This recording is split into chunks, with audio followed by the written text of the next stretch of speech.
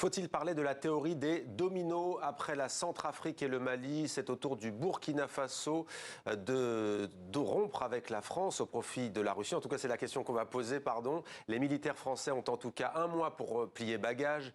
La France est-elle donc en disgrâce en Afrique francophone? On va tenter de comprendre avec Michel Galli, observateur avisé du Sahel. Bonsoir. Bonsoir. Soyez le bienvenu. Vous êtes géopolitologue, spécialiste de l'Afrique subsaharienne. Alors d'abord, pour qu'on comprenne bien, pourquoi le Burkina Faso a-t-il ordonné, peut-être pas la surprise générale, mais tout de même, de laisser un mois, c'est quand même rapide, aux forces spéciales françaises de quitter le pays? Oui, alors vous l'avez dit, il y a quand même un sentiment anti-français dans tout le Sahel et au-delà, en Afrique francophone. Et il y a eu des précédents, comme en Centrafrique ou au Mali. Et effectivement, le régime du capitaine Traoré, qui a 100 jours, a pris le pouvoir avec quand même une connotation anti-française, anticoloniale pour eux, et qui les amène à demander le rappel de l'ambassadeur, qui vient de partir d'ailleurs, Luc Alade, et le retrait des forces françaises, de la force Sabre, de 400 militaires qui sont à 20 km de la capitale, Ouagadougou.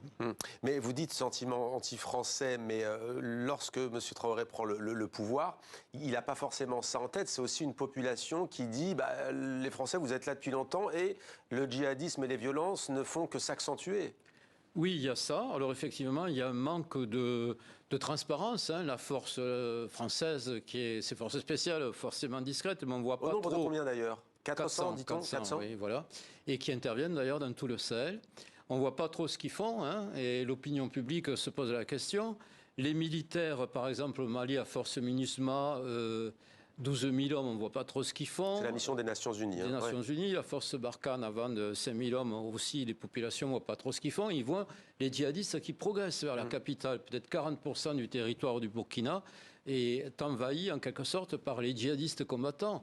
Et donc, il y a une incompréhension, au moins. Et puis, il y a quand même, par rapport à ce que vous disiez, au moment de la prise du pouvoir du capitaine Traoré, contre son précédent, le lieutenant-colonel Damiba, il y a eu en quelque sorte le prolétariat urbain de Ouaga qui a été instrumentalisé. Et à Bobo Dioulasso aussi, le centre culturel français a brûlé dans les deux cas, une attaque à l'ambassade en même temps, qui a été instrumentalisé pour prendre le pouvoir contre Damiba. Mais le Burkina Faso, lui, il explique officiellement avoir demandé ce retrait. Pourquoi ? On peut dire par souveraineté, pour dire de toute façon, ce sont nous-mêmes les Burkinabés qui allons résoudre cette crise face au terrorisme. Cet argument, il n'est pas sans rappeler celui que l'on a entendu au Mali. Est-ce que vous pensez que c'est le même scénario qui se présente? Absolument. La théorie des dominos, elle est décriée en géopolitique, mais là, pour une fois, on se pose même la question, quel est le prochain domino qui va tomber? Il y a un parallèle très net. Ça se passe quand même de manière plus soft, si je peux dire, au Burkina, où, effectivement, d'abord, il y a peu d'armées étrangères. Ça a été négocié, au fond, de manière très discrète et à la va-vite. Et effectivement, il y a une clause de dénonciation de ces accords de défense et donc de la base française. Où va-t-elle s'installer? C'est aussi la question. Alors, prudence, en revanche, c'est un départ sans rupture diplomatique, contrairement au Mali. Tout à fait. Pour le moment, on rappelle de l'ambassadeur qui, d'ailleurs, on peut le dire, a commis quelques maladresses. C'est un euphémisme. Lesquels?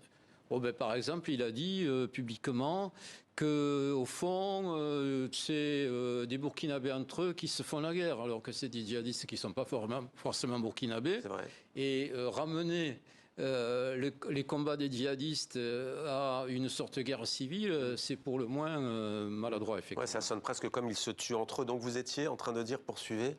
Oui, donc il y aura sans doute un autre ambassadeur et le pouvoir actuel, avec le Premier ministre aussi, Apollinaire Kelem, ménage pour le moment la chèvre et le chou. Vous voyez, il n'y a pas encore, pour le moment en tout cas, de forces Wagner ou russes. J'allais vous poser la question. Vous nous dites ce soir qu'il n'y a pas de miliciens Wagner sur le sol burkinabé? Bon, c'est difficile à dire. Effectivement, le président du Ghana a dit qu'il y en avait aux frontières. Pour le moment, on n'est pas au courant officiellement qu'il y en ait. Des journalistes ne les ont pas observés. Ouais, je vous pose la question parce qu'on se demande comment le Burkina Faso va remplacer ces 400 forces spéciales françaises. On imagine quand même que ce pouvoir est responsable et qu'il ne part pas non plus la fleur au fusil. Tout à fait. Leur argument principal, et on ne peut que le souhaiter, c'est qu'ils viennent recruter 50 000 volontaires civils dans les villages, répartis sur le territoire, pour défendre leur territoire à la burkinabé sans force extérieure. Ceci dit, ça c'est la volonté politique, mais des experts, y compris burkinabés, sont quand même sceptiques sur leur puissance de feu, leur entraînement, le risque de guerre civile. Il y a des organisations locales burkinabées qui accusent justement, comme on pourrait les appeler, ces civils qui prennent le pouvoir d'exaction. Est-ce que vous avez des informations à ce sujet? Mais exactement, parce que si vous voulez, c'est inévitable. Dans les villages, on prend les étrangers, par exemple les Peuls, il y a une question Peul dans tout le Sahel, comme bouc émissaire. Et ils représentent, sans avoir de formation ni au fond d'instance de jugement, l'autorité publique, et donc ils se vengent ou ils commettent des exactions pour défendre leur village, vous voyez, avec des représailles. Et c'est ça vraiment de la part de tous les spécialistes. Ils ont été recrutés très vite. Le danger de ces volontaires burkinabés. La France est souvent sentie très seule dans cette région du Sahel. Le Burkina Faso en appelle aussi, outre les Burkinabés, il en appelle à ses alliés pour notamment le matériel. Qui sont les alliés de Ouagadougou aujourd'hui? Alors, c'est difficile à dire, mais évidemment, on ne peut que penser au Mali, dont ils sont le plus proches. On ne voit pas le Mali qui est lui-même dans des graves difficultés, où là aussi une grande partie du territoire est occupée par les djihadistes, fournir beaucoup d'équipements militaires. Donc ça ne peut être effectivement que les Russes qui ont, pour eux, malgré la guerre en Ukraine, c'est une sorte de mouvement tournant contre les intérêts français en général. Et à part cela, il peut y avoir effectivement d'autres acteurs comme la Turquie ou autres, mais pour le moment, on n'en est pas là. La Russie? La Chine? Alors oui, aussi la Chine, mais ils sont, si je peux dire, loin de leur base, ils ne sont pas très engagés militairement. Donc pour le moment, ça me laisse un peu sceptique. La Russie qui lance une organisation russe de la francophonie. Oui, alors je ne sais pas si c'est un peu la dérision. Il y a plein d'organisations, y compris l'organisation islamique. Il y a effectivement la francophonie, mais il y a une manière de provocation aussi. De lancer pour des Russes une organisation de la francophonie. Donc c'est pour il y a des citoyens d'Afrique de l'Ouest qui sont peut-être plus tout jeunes aujourd'hui, mais qui ont étudié à l'époque de l'Union soviétique en Russie. Par exemple, j'étais en tant que collègue de vos collègues en reportage en Guinée à l'époque, et on voyait très bien les Russes, comme on disait, les Guinéens formés à l'université Patrice Lumumba ou autres, qui avaient une formation, une attitude, voire un comportement tout à fait spécifique. L'opération Barkhane qui a pris fin tout récemment, au mois d'août précisément, a-t-elle dégradé l'image de la France au Sahel? Je vous pose la question parce qu'on l'a presque oublié, mais en 2017 à Ouagadougou, Emmanuel Macron est applaudi par les étudiants. Il leur dit alors qu'il veut rompre avec cette vision néocoloniale qui a été, selon lui, véhiculée pendant des années. On a longtemps parlé de France-Afrique, certains en parlent encore aujourd'hui. Comment on en est arrivé là? Alors, il y a eu une très bonne opération de communication à l'époque. Il a fait quand même une gaffe, le président Macron a fait une gaffe spectaculaire en se moquant un peu de Roch Kaboré en disant qu'il allait arranger le climatiseur, ce qui a été très mal perçu, à la fois par les étudiants sur place. Et donc, on dirait qu'il y a eu, au-delà de l'anecdote, un certain nombre de maladresses et de comportements peut-être arrogants de la part des dirigeants français, genre par exemple convoquer tous les dirigeants africains à Pau à l'époque, ou ailleurs, ça c'est un peu les sommets africains, France-Afrique. Et on dirait qu'on poursuit dans le même sens, pas de remise en cause des relations.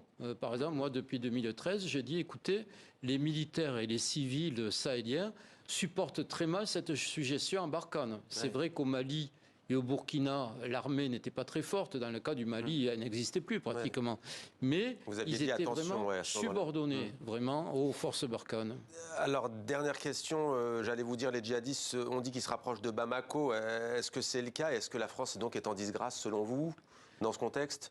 Alors oui, il se rapproche de Bamako. C'est vrai qu'il y a plusieurs guerres en cours. Il y a cette guerre djihadiste et puis il y a cette déstabilisation des pouvoirs qui, avec des sortes soit de coups d'État civil, comme on a dit, à la suite des troisièmes mandats forcés, qui déstabilisent un certain nombre de pays, comme Guinée et peut-être Côte d'Ivoire.